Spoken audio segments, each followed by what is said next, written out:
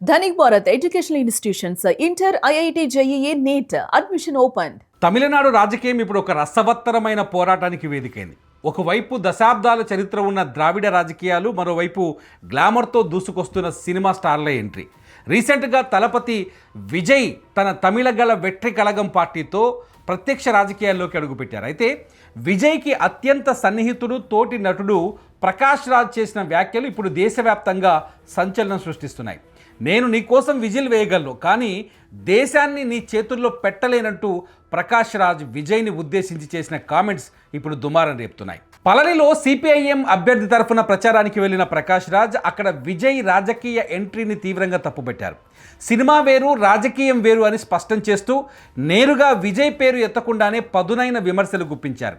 సినిమాలో నువ్వు డాక్టర్గా నటించవచ్చు, ఇంజనీర్గా కనిపించవచ్చు, చివరికి ముఖ్యమంత్రిగా కూడా మారిపోవచ్చు, కానీ నిజ జీవితంలో నువ్వెక్కడున్నావు అంటూ ఆయన అడిగిన ప్రశ్నలు ఇప్పుడు సోషల్ మీడియాలో వైరల్ అవుతున్నాయి.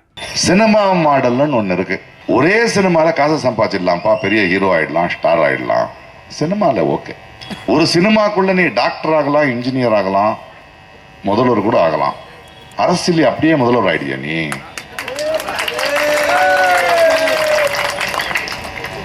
யாரு அரசியல் பேசணும்?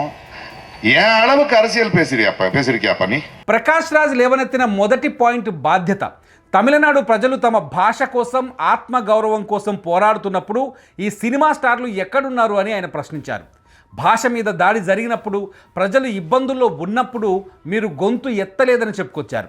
ఇప్పుడు ఎన్నికలు రాగానే ప్రజల ముందుకు వస్తున్నారు. ప్రజలు మీపై చూపే ప్రేమ మీ నటనపై చూపించేది తప్ప మీ రాజకీయాల కోసం కాదు అని ఆయన కుండబద్దలు కొట్టారు. అభిమానాన్ని ఓట్లుగా మార్చుకోవడంపై కూడా ప్రకాష్ రాజ్ ఘాటుగా స్పందించారు. జనాలు ఎండలో క్యూలో నిలబడి మీ కటౌట్లకు పాలాభిషేకాలు చేసి టికెట్లు కొని మిమ్మల్ని స్టార్లుగా చేశారు. ఇప్పుడు ఆ అభిమానాన్ని రాజకీయ ఎదుగుదలకు వాడుకోవడం ఎంతవరకు కరెక్ట్ అని అడిగారు. ఒక నటుడిగా నేను కూడా విజిల్ వేస్తాను, కానీ దేశ భవిష్యత్తును నిర్ణయించే బాధ్యతను మాత్రం కేవలం గ్లామర్ చూసి ఇవ్వలేను అని స్పష్టం చేసుకొచ్చారు ప్రకాష్ రాజ్.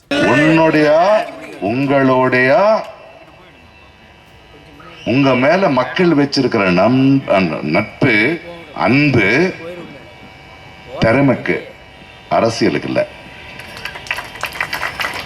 அதை பயன்படுத்துறீங்க நீங்க.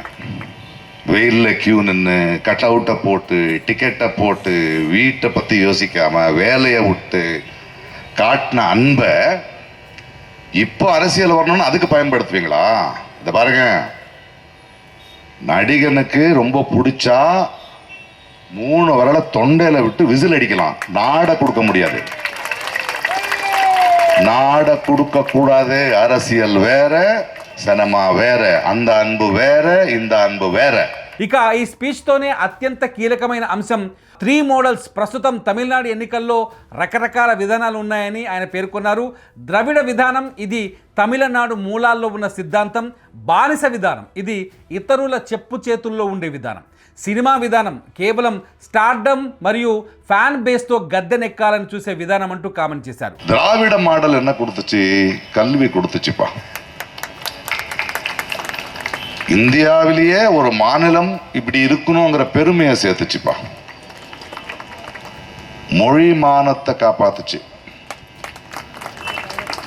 இப்ப இனம் மானத்தை காப்பாத்துறதுக்கு போராடுது. இது திராவிட மாடல். அடிமை மாடல் என்ன? நம்ம தன்மானத்தை, சுயமரியாதையை தூக்கிட்டு போய் மோதி காலு கீழே வைக்குது. சினிமா மாடல்னு ஒன்று இருக்கு. ஒரே சினிமாவில் காசை சம்பாதிச்சிடலாம்ப்பா, பெரிய ஹீரோ ஆயிடலாம், ஸ்டார் ஆயிடலாம். சினிமாவில் ஓகே. ஒரு சினிமாக்குள்ள நீ டாக்டர் ஆகலாம், இன்ஜினியர் ஆகலாம், முதல்வர் கூட ஆகலாம். அரசியல் அப்படியே முதல்வர் ஆயிடுயா நீ?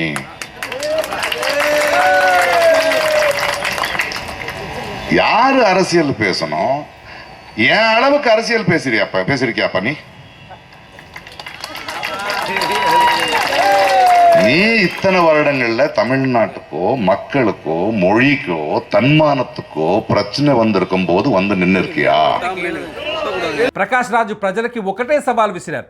తమిళనాడు భవిష్యత్తు కోసం మీకు ద్రవిడ విధానం కావాలా, బానిస విధానం కావాలా, లేక కేవలం సినిమా విధానం కావాలా? మీరే తేల్చుకోవాలి అంటూ ప్రజలను ఆలోచింపజేసే విధంగా మాట్లాడారు. ఇదే క్రమంలో ఆయన సీమాన్ లాంటి నాయకులను ఉదాహరణగా చూపిస్తూ రాజకీయాల్లోకి రావాలి అంటే గ్రౌండ్ లెవెల్లో వర్క్ చేయాలని, ప్రజల కష్టాల్లో పాలు పంచుకోవాలని హితవు పలికారు. కేవలం షూటింగ్లు అయిపోగానే రాజకీయాల్లోకి రావటం అంటే అది ప్రజలను మోసం చేయటమే అని ఆయన అభిప్రాయపడ్డారు. ప్రకాష్ రాజ్ చేసిన ఈ వ్యాఖ్యలు విజయ్ అభిమానుల్లో ఆగ్రహాన్ని కలిగిస్తుంటే రాజకీయ విశ్లేషకులు మాత్రం ఆయన అడిగిన ప్రశ్నల్లో లాజిక్ ఉందంటున్నారు. ఏదేమైనా 2026 తమిళనాడు అసెంబ్లీ ఎన్నికలు ఇప్పుడు ఒక cinema model versus political model మధ్య యుద్ధంగా మారిపోయాయి. మరి తమిళ ప్రజలు ఎటు మొగ్గు చూపుతారు? విజయ్ తన టీవీకే పార్టీతో ఈ విమర్శలకు ఎలా సమాధానం చెబుతారన్నది ఇప్పుడు ఆసక్తికరంగా మారుతోంది. మరి మీరేమనుకుంటున్నారు? ఈ వీడియో కింద కామెంట్ చేయండి.